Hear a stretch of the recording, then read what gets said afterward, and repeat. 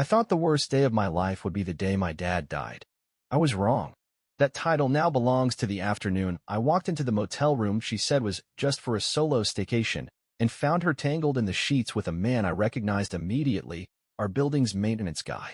The one with the stained jumpsuit and a permanent layer of sweat on his face. I'd seen him pull hair out of clogged drains with his bare hands. And now he was with my wife. I stood frozen. I didn't even yell. Just watched. I remember the sound of the TV in the background, some loud cooking show, while they scrambled to cover themselves, like that would make a difference. She didn't scream. She didn't apologize. She smirked. Wow, she said, completely unfazed. Didn't think you'd actually show up. The guy mumbled something and grabbed his pants. I didn't look at him. I looked at her. And she didn't flinch. You really thought I came here alone? That's cute. That word cute, it stuck to my skin like grease. My heart felt like it dropped through the floor. I told you I needed space. That I was overwhelmed. But you just had to track me, didn't you? I didn't track her. I followed a receipt. A dumb hotel loyalty email came to our shared inbox. She must have forgotten to change the settings. You trust too much, she said as she slowly stood and picked up her blouse. That's your biggest problem. You walk around thinking everyone's loyal just because you are. The guy shuffled out behind me, not meeting my eyes. She didn't even try to stop him. I guess now you've got your big moment, huh? She continued. You can cry, shout, break things.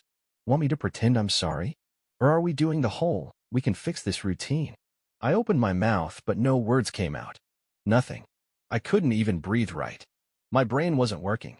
My knees felt like they'd fold under me. She walked past me, brushed my shoulder.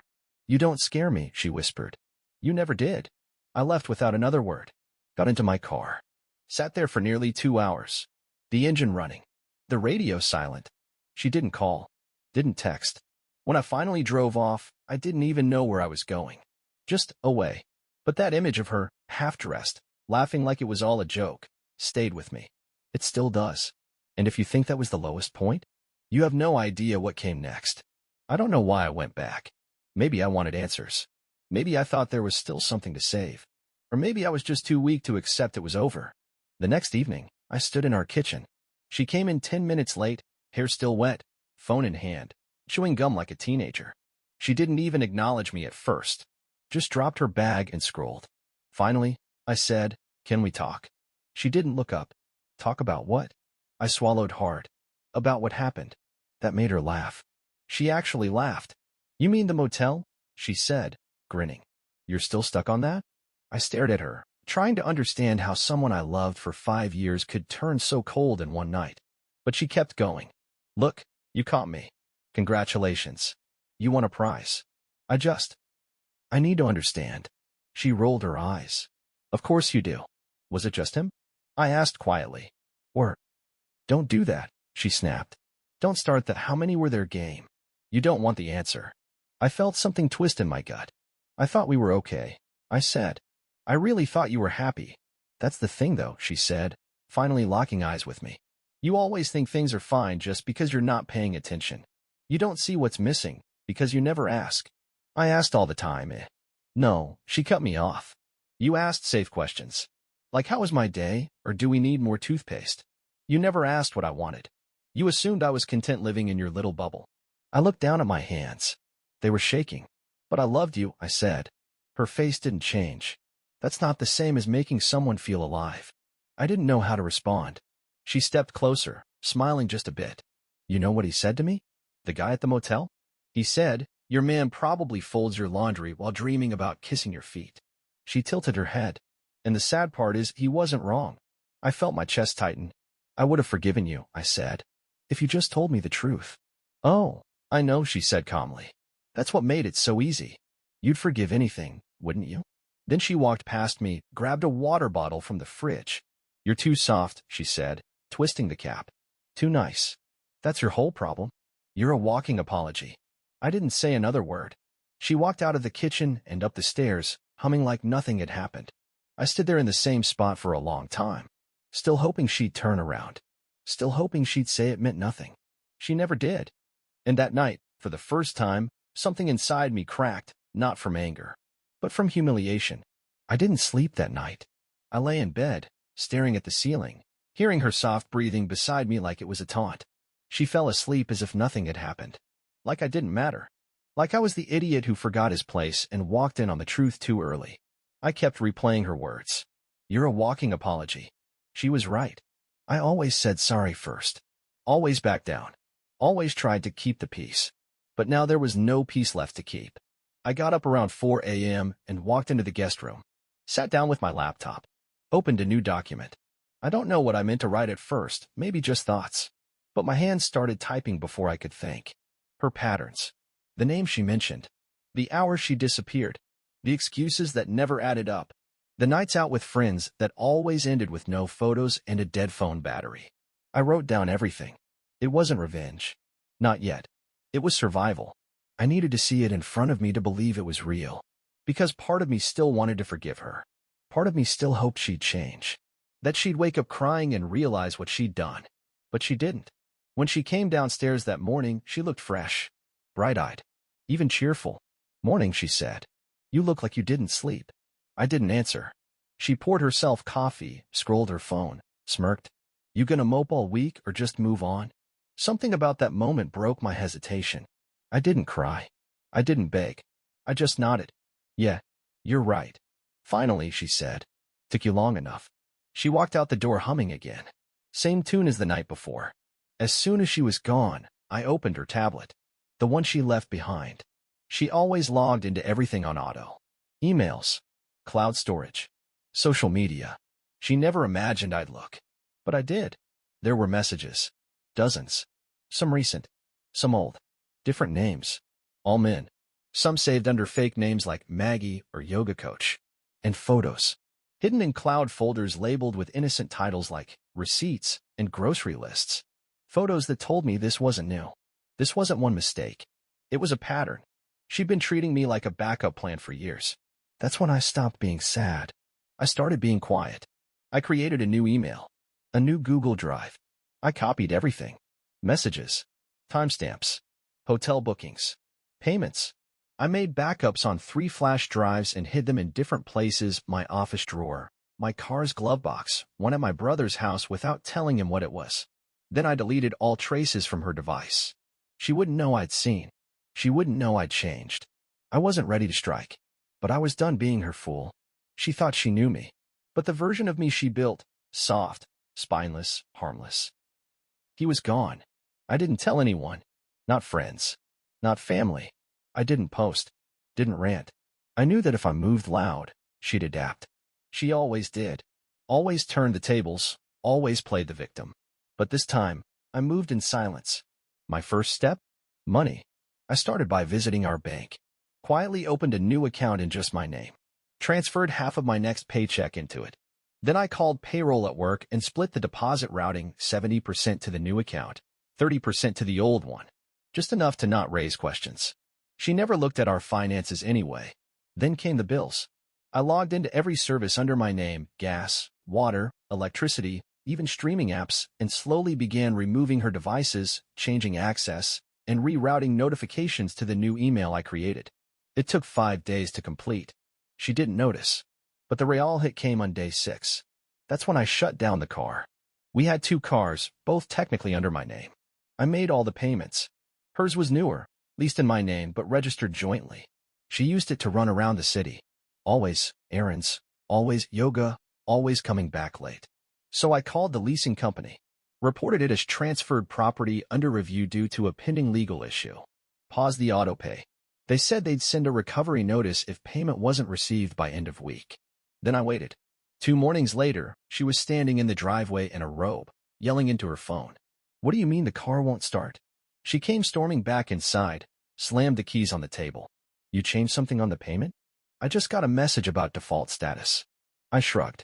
Must be a system thing. She stared at me. Something shifted in her eyes, like she saw me for the first time in weeks. You didn't touch the lease, did you? I said nothing. Just kept sipping coffee. You're not that smart, she muttered. You're not built for this. That's when I got up. Walked past her. Not a word. She followed me into the hallway. Say something, she snapped. Don't do this weird silent act like you've got some master plan. You don't scare me. I looked at her, really looked at her, and said, maybe that's why you never saw it coming. Her jaw clenched. For a second, I thought she might throw something, but she didn't. She just stood there, frozen, confused, because for the first time, I had done something she didn't predict, and it shook her. Later that night, she sat on the couch with her arms crossed, not scrolling, not talking, just thinking. I knew that look. She was planning her response, but I wasn't afraid anymore. She made the rules. I just learned how to play by them. It didn't take her long. 3 days of silence. Then she struck. I came home from work a little early, figured I'd get ahead of her next move. Instead, I walked into an ambush. Our apartment was spotless. Music playing softly. Dinner on the table. She was in the kitchen, dressed like she used to be in the early days, hair done, soft sweater, even lipstick. "Hi," she said like nothing had happened. My stomach tightened. She poured wine, sat across from me, smiled like I was the love of her life. "I've been thinking," she said gently. "I want to start fresh." I stared at her. She went on. "We've both made mistakes," she said. "I was confused, and maybe I didn't handle things well, but I think we can rebuild." I said nothing. She leaned closer. "I miss you." I knew it wasn't real. It was strategy. She couldn't control what she couldn't read, and my silence had unbalanced her. So now she was switching tactics, lure, soften, pull me back in. But part of me wanted to believe her. Part of me always would. That night, I didn't sleep in the guest room. And in the morning, she was already 2 steps ahead. While I was in the shower, she was on my laptop. I didn't know it yet, but she'd already guessed the password to my new email. I found out 2 days later when I logged in and saw that the recovery phone number had been changed. Then I noticed the backup drives were missing from my office drawer and glove box. All gone. She didn't just find my leverage. She wiped it. And I had no proof she did it. I came home that night and found her in the kitchen again. Same smile. Same soft tone. I made stir-fry. I stood there, my pulse racing. She played dumb perfectly. "You okay?" I didn't answer. That's when she tilted her head and said it. "I told you. You're too predictable." I felt like the floor vanished under me. Everything I had gathered, every screenshot, every name, every photo, it was all gone. And now she held all the cards again. I sat on the couch, hollow, while she hummed in the kitchen. Back in control. Back on top. She wasn't trying to fix anything. She was proving a point. That no matter what I did, I'd always be 1 step behind. That night, as I lay in bed staring at the ceiling, I thought about giving up. Letting her win. Maybe she was right. Maybe I was built to lose. But then, at 3:41 a.m., my phone buzzed. A message. From a number I didn't recognize. It was a screenshot. A file she'd missed. Not much, but enough. And suddenly, I wasn't done. Not even close. The message came from a guy named Brent. I didn't know him personally, but I recognized his name. He worked the night shift at her old job, a janitor at the warehouse she left 6 months ago. Quiet type. Always nodded politely when I picked her up late from work back then. The text read, "You probably don't remember me, but I think you should see this." Attached was a screenshot, her old work chat.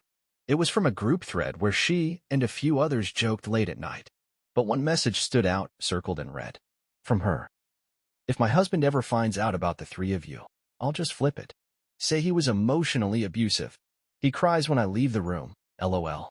Below it, someone replied with a laughing emoji. I sat there, phone shaking in my hand. 3 of them, and a plan to frame me. She had already planted the seeds. She wasn't just unfaithful, she was constructing a weapon in case I ever pushed back. Insurance. I asked Brent how he got it. He said he was clearing out company backups, came across old exports before the system got wiped, and thought I deserved to know. I thanked him. Then I backed it up. 2 drives. Cloud and physical. And I made copies. One I mailed to myself in a sealed envelope. Postmarked. For court validation, if it ever came to that. That night, I waited until she fell asleep, then checked our shared Google account again. She'd gotten lazy. Confident. Buried in the shared trash folder, I found something she hadn't cleared. A folder labeled Cancer Fund. It was full of photos. Social media screenshots. Her smiling with different men, captioned with stories of me abandoning her while she fought for her life. Fake diagnosis. Fake fundraiser. Real donations. I traced one of the links through a cached version. She'd used a site to collect money from friends, co-workers, even one of her relatives. Over $2,300 raised. All while I was at work, paying every bill, thinking she just needed space to reconnect with herself. I didn't confront her. Not yet. I made one anonymous report to the donation platform. Attached screenshots. Fake names. Timestamps. Photos of her doing tequila shots at brunch the same day she posted that she was getting test results. Within 24 hours, the account was frozen. She noticed. Stormed into the kitchen the next morning, hair a mess, barefoot. "Did you touch something?" she hissed. I looked at her and said calmly, "I've been crying less lately." She blinked, thrown off. "What's that supposed to mean?" I didn't answer. She stared at me, eyes narrowing. And for the first time in weeks, she didn't have a comeback. She just walked out. No smile. No laugh. She was starting to realize. I wasn't the same man who found her in that motel room. And this time, I wasn't playing defense. I came home to silence. Lights off. No music. No humming in the kitchen. It felt like a trap. And it was. I walked into the bedroom and stopped cold. My laptop was gone. So was the backup drive from the closet safe. The one I thought she didn't know about. In its place was a note. Neat handwriting. 2 sentences. "Nice try. But I always get the last move. Now let's see what your job thinks of you." My throat went dry. I checked my phone. 3 missed calls from my supervisor. A voicemail. "Hey, we need to talk about something that just came across my desk. There's been a complaint. It's serious. Call me back." I stood frozen. She had done it. She filed a report. I called my boss. My voice cracked halfway through. He said she'd submitted a packet anonymously but with enough detail to raise flags. Claimed I had been emotionally manipulative, potentially unstable. Said I was tracking her movements and weaponizing private information to coerce her. She framed it perfectly. Twisted everything I'd gathered into something sinister. Turned her lies into my crimes. My boss said he didn't believe it, yet, but corporate was launching an internal review just to be safe. "I'm putting you on leave," he said. "With pay. But you're going to need to clear this up." I sat down, heart pounding, cold sweat running down my back. She'd done it. She'd taken everything I'd built and flipped it. And the worst part? She did it without breaking a sweat. That night, she came home like nothing happened. Dropped her keys on the counter, opened the fridge. "Quiet night, huh?" she said with that same smirk she wore the first time she humiliated me. I stared at her. "You sent that report." She looked over her shoulder. "Prove it." I clenched my jaw. She stepped closer. "You think you're clever with your little files, your evidence. But the world doesn't care about your proof. They care about perception. And right now," she leaned in, whispered in my ear, "you look like a bitter, jealous man with too much time and a fragile ego." I wanted to scream, but I didn't. I did what I always did. Stood still. Let her walk away. That night, I sat on the floor in the bathroom with the door locked. Couldn't think. Couldn't move. Just stared at the tile. Was I losing? Again? Was this who I really was, some pathetic man chasing justice that would never come? But then, my phone buzzed. A second voicemail. Not from my job. From a name I didn't recognize. Alyssa, admin. She worked at her old job. Warehouse, night shift. She said, "Hi. You don't know me, but I saw something she did when she worked here. I think you should hear it. Call me back." And just like that, I felt the ground stop shaking. Maybe I hadn't lost after all. I called Alyssa the moment I stepped out of the house. She picked up fast. Voice calm, but sharp, like someone who'd been sitting on the truth too long. "I don't like her," she said. "Didn't like her back when we worked together. But I kept my mouth shut. Now I'm done doing that." I asked her what she meant. "She lied about you. At work. At home. Everywhere. You're not the first person she tried to ruin." That hit me like a jolt. She did this before? Same playbook. Back when she was dating one of the forklift guys, she messed around with a guy from the cleaning crew. When her boyfriend found out, she flipped it on him. Claimed he'd stalked her, called HR crying, got him fired. Did anyone say anything? Alyssa laughed bitterly. We all knew. No one wanted to be next. I stayed quiet. Then she added, but this time, I kept copies. Screenshots. Messages. She used my tablet once. Forgot to log out. I nearly dropped the phone. "You still have them?" "Yeah," she said. "And I'll send them to you. I just needed to hear your voice first. Make sure you weren't the monster she painted." 10 minutes later, I had them. Her messages. Casual. Arrogant. Bragging about soft guys who cry when you twist the knife the right way. Laughing about getting the lease and the pity. One message said, "I could ruin him with a phone call. He doesn't even realize how fragile men like him really are." I copied everything. Then I called my lawyer. He barely let me finish before saying, "This changes everything." We filed a motion to reopen the workplace investigation. This time, I attached Alyssa's affidavit, the screenshots, the timestamps, her pattern. Within 48 hours, the HR rep from my job reached out personally. Their tone was different now, apologetic, cautious, suddenly willing to hear my side. They scheduled a meeting. I showed up with my lawyer and a folder full of printed proof. No anger, no speeches, just quiet facts. Her lies, her manipulation, the witness statements. When it was over, the HR rep looked stunned. "We appreciate your cooperation," they said. "This puts things in a new light." That night, I came home to find her sitting on the couch, wine glass in hand, watching a reality show. "Fun day?" she asked. I looked at her. Really looked. And I didn't feel fear. Didn't feel small. She still thought she was winning. Still thought I was chasing behind her. But I wasn't. I was ahead now. And she didn't even know it. That night, while she slept, I uploaded everything to a private drive. Shared with one person. Her boss. The one who fired the forklift guy. The one who believed her story the first time. No message.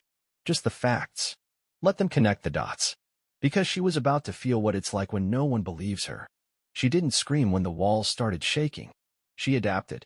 Fast. 2 days after the new HR meeting, she walked into the apartment with a folder in her hand and a smile that didn't reach her eyes. "You thought that was clever," she said. "Sending stuff to my old boss?" I didn't answer. Just watched her place the folder on the table. "They're not opening an investigation," she continued. Too much time passed. No formal complaint back then. And Alyssa? She laughed. "Alyssa's word means nothing. You should see what I have on her."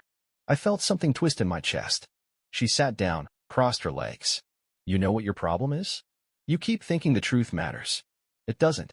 People don't care about facts. They care about the story that gets told first."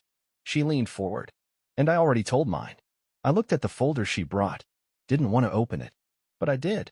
Inside were printouts. Emails. Messages. All edited. All fake. All twisted. It looked like I'd been tracking her, threatening her, even sending anonymous messages to coworkers.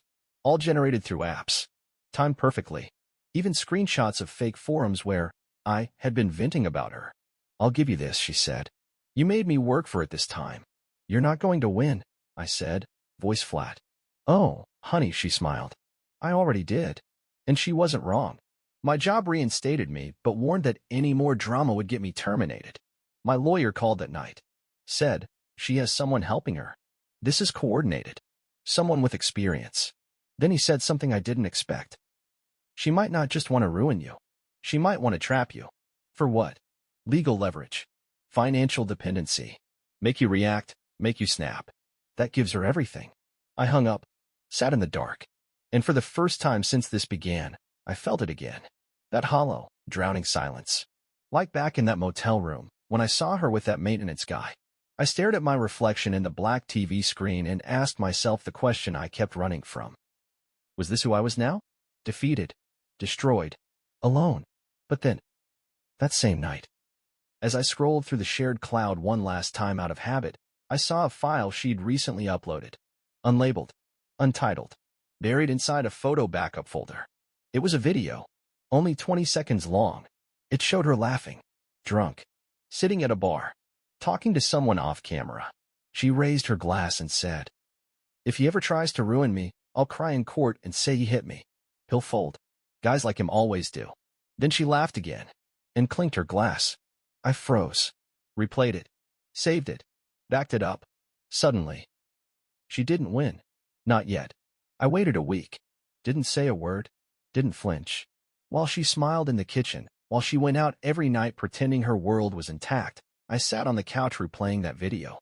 Her drunk voice, laughing. "I'll cry in court and say he hit me." I had it backed up in 4 different places. And I had a plan. My lawyer said the video was everything we needed. False accusation, premeditated, he told me. You bring this to court, it flips the narrative. She gets discredited, possibly charged. And every report she filed against you? Gone. We drafted the paperwork, prepped the case. If I filed it, everything would come out. Her lies, her fake restraining order, her fraudulent donations, the false HR complaints, the men, the manipulation, all of it. She would lose her job. her circle, her legal credibility, maybe even face perjury charges. It was her endgame, and I was holding it in my hand. But I waited, and on the 7th day, I let one person know. Her sister. I didn't ask her to intervene. I just sent the video. No caption. Within 2 hours, I heard the front door open. Slam. Her heels hit the hallway fast. She found me in the living room. Eyes wide. Pale. Hands shaking. You sent it. No. But you have it, she whispered. I didn't answer. She stepped forward. Please. Listen to me. I was drunk. I didn't mean it. I stayed still. I didn't do it, she begged. I said it. That's not the same. I looked at her. Calm. Steady. You built a life on lies. Tears filled her eyes. I know. I know I did.